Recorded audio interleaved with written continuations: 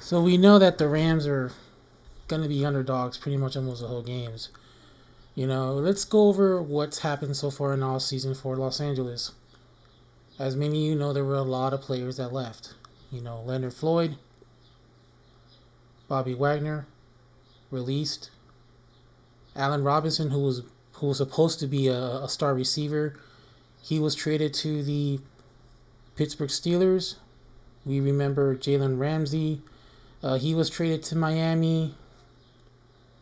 Max Pritchard, Taylor Rapp, they all left. Matt Gay, the kicker, that kicked us into the NFC Championship game, he's gone. And then also the quarterback, Baker Mayfield, who went 2-3 as a starter, who actually had a pretty decent kind of season if you look what he's been through, about the teams he was playing for, the fact that no one wanted him, the fallout of Cleveland. Now he's in Tampa Bay. He's replacing the GOAT, which, I mean, I don't know if you can do anything about that, but we'll just have to wait and see here. And then we do remember some additions here. They brought in Michael Hoek, the defensive tackle, cornerback Sean Jolly, linebacker Christian Roseboom, defensive back Vincent Gray from the Saints, defensive tackle Taylor Vincent, defensive back Tamarcus Davis. And then also in the draft, they did not draft pretty much well because of all those first round picks traded away to win the Super Bowl. They weren't able to get the high caliber players as some of the draft players did. But we do have some good news though, Rams fans. Matthew Stafford is coming back.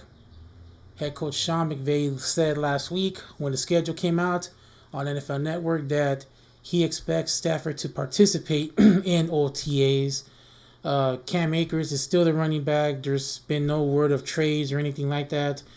Cooper Kupp, who was the leading receiver before getting hurt, he's coming back.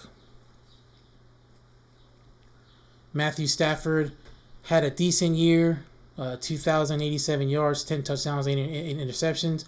He missed the last 8 games of the season with with a neck injury.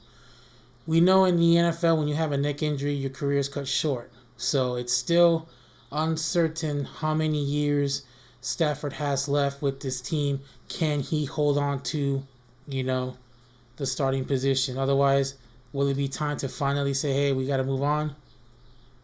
Cam Akers, he's the leading rusher for the Rams. He had 786, 7 touchdowns.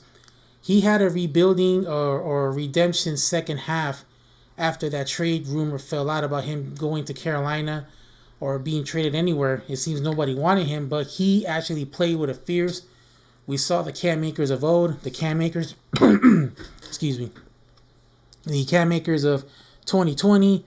He went out and he just performed well. Hopefully that revamped offensive line that the Rams have, they'll be able to do something, protect Stafford for him to throw the ball deep, develop the run game to get the pressure off Stafford. Because we know in the Super Bowl they struggled with the run game. They struggled with the run game for most of last season until pretty much late stages of the year. They kind of saw a glimpse of it, but hopefully they're able to do that for a full season and try to get back in this division. Now, my concern will be defense. You lost a lot of guys on defense. Some guys that help you win that title, and some guys that have been there for years, who know the system, and now gonna have to, you have what you have. That's why they call the players up. And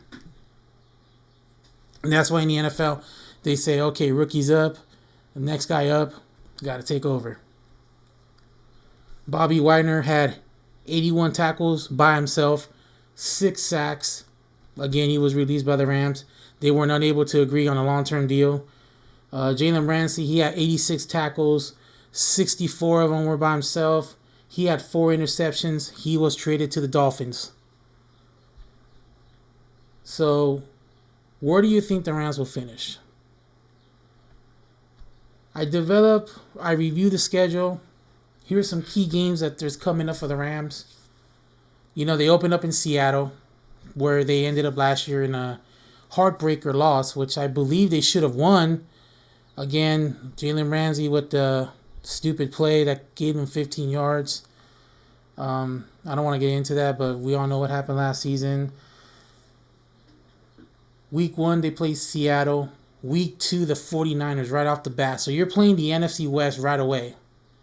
And these are two games that you need to have. If you can go 2-0, then there's a chance you can win this division. We don't know how the 49ers are going to be now with Jimmy Garoppolo gone. We still don't know the health of Trey Lance, who got hurt, who was supposed to be the quarterback to lead them to this promised land. We know Seattle is a good team. Geno Smith proved last year that he was not a fluke. He finally took the team to the playoffs for the first time in a long time.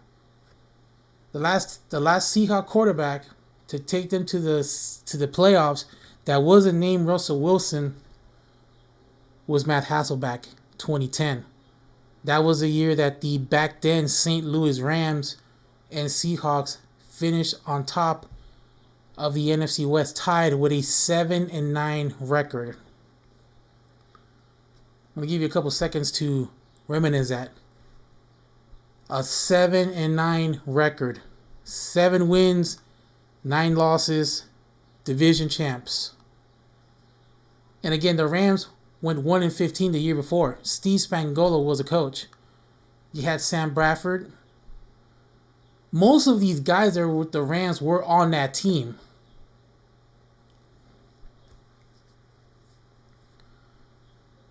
Matt Hasselbeck was the last quarterback that was not Russell Wilson to take the Seahawks to the playoffs. We all remember that infamous Marshawn Lynch touchdown run. Again, that was during the year of the Saints Super Bowl defense. 7-9, taking on the defending Super Bowl champs at the time.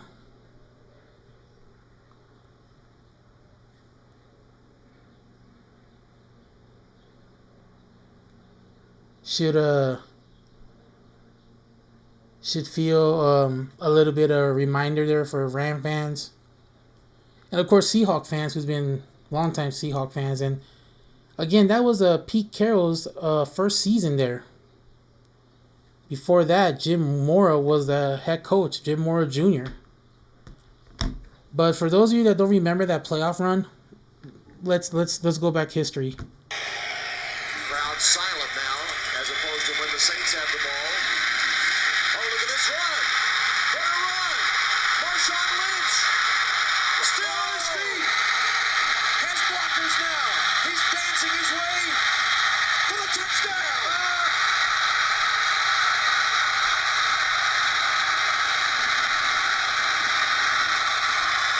That's as good an effort as I've ever seen in my life from a running back.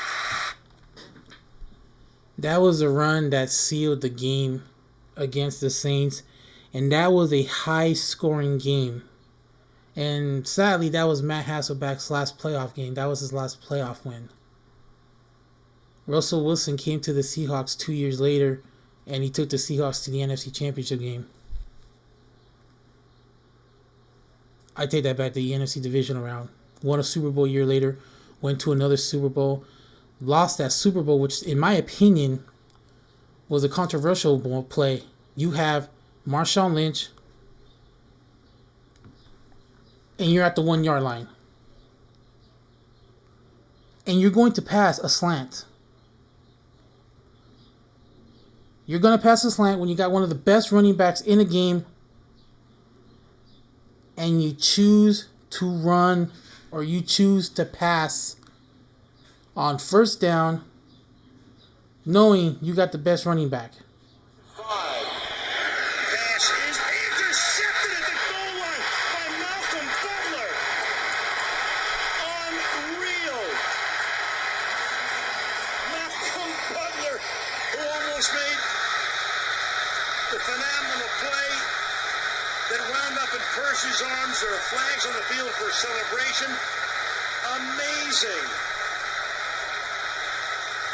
Butler, a rookie free agent out of West Alabama. They try to pick play out. They tried to go here, but he beats them to the punch. And I'm sorry, but I can't believe the call. Me neither. I cannot believe the call. You've got Marshawn Lynch in the backfield. You've got a guy that's been borderline unstoppable in this part of the field. I can't believe the call. I can't believe the call. I cannot believe the call. I don't know. I never met Chris Collinsworth, and people bag on him so much because he's not a good commentator. You know, everybody says, well, here's a guy, and here's a guy. Well, here's a guy who thinks that they should have run the ball on first down. You have the best running back. Sorry, Seahawk fans, I'm bagging on you, but that was a stupid play. You mean to tell me you're not going to run the ball when you have one of the best running backs there? And let him know a couple years ago had that super run. That Skittles went flying over the field. I'm pretty sure Russell Wilson would have had 2 rings, hadn't been for that call. Whoever called that, I hope they never coach again. It's like Vinny Testaverde trying to run it in when you have Curtis, my favorite Martin, back there. It's like Troy Aikman trying to do a play that John Elway did, but he has Emmitt Smith. Or John Elway who's trying to throw a slant knowing he had Terrell Davis there too. I mean, I know that it's been almost 10 years, but I still have to go back and wonder why. If you remember that game, Doug Baldwin made a big catch that was going to be like a David Tyree Part 3. And even the Patriot fans were pooping in their pants saying, oh, here we go again. They all remember the David Tyree catch. They all remember Eli beating them twice. And then this was going to happen in a 7-year span.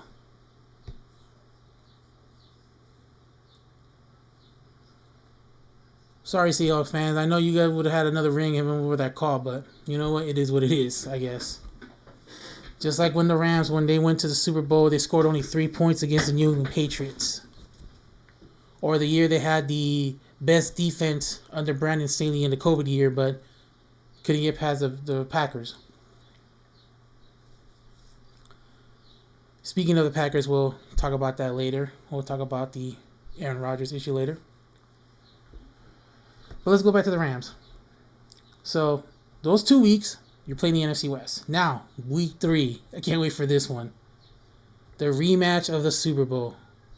The Cincinnati Bengals on Monday Night Football. Isn't it very obvious that Sean McVay is a good coach? He's not Bill Belichick, but, I mean, every assistant that has left, they've made the playoffs. Zach Stacy's one of them. He took the Bengals to the Super Bowl. He took the Bengals to the AFC Championship game last season. And by the way, I think it was cheap by the way they lost. They lost because of a defensive foul. And then you look at Minnesota, another McVay coach, O'Connell, took their team to the wild card round, which they should have won. But, again, that tree that McVay's planted in the last 6 years shows that his philosophy in the NFL has worked. Kirk Cousins throwing the ball deep, he's got weapons. Joe Burrow in Cincinnati, he's the only quarterback in the AFC that can compete with Patrick Mahomes. I know some people say Josh Allen in Buffalo can compete, but no. Zach Burrow is better than Josh Allen because of what Burrow's done so far in his career. He's took the Cincinnati Bengals to where they used to be known as the Bungles, and he turned them to a legit title contender. The number 2 team in the AFC. Now, I'm being respectful here because Kansas City is on top right now. Until you beat them, and just like Ric Flair used to say in wrestling, to be the man, woo, you got to beat the man. And until you beat the Chiefs, you will not be the man.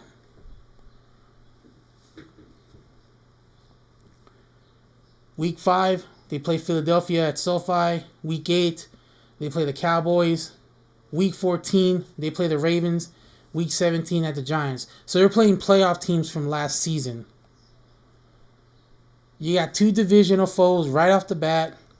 A team you beat in the Super Bowl. A team that went to the Super Bowl. A team that lost into the divisional round. A team that lost in the wild card round on a defensive touchdown. And a team that went to Philadelphia and just got their ass kicked. These are the key games for me for the Rams to make the playoffs. Stafford's got to stay healthy. That line's got to protect him. Stafford's got to go back to the 2021 season. 40 touchdowns, 5,000 yards passing, 40 touchdowns, 21 interceptions. Yes, he had an interception spam late in the season, but he still had weapons. But right now his only weapon is Cooper Kupp. Van Jefferson, the number 2 man. He's got some young receivers there. So I'll say that. But I just don't know if the Rams can put it off. I don't know. This might be one of those rebuilding years. Even McVay almost didn't come back, but then said, I'll come back. Look, his philosophies are good. He was able to turn Jared Goff into who he is now. Yes, he went to a Super Bowl with Goff. He's made the playoffs 3 or 4 with Goff. Cooper Kupp was Goff. And I was very disappointed that Robert Woods didn't come back after Cooper Kupp put that tweet out saying, hey, why don't you come back with us after Tennessee released him. Hopefully they'll be able to do something. Maybe he'll come back mid-season, which I'm really hoping for.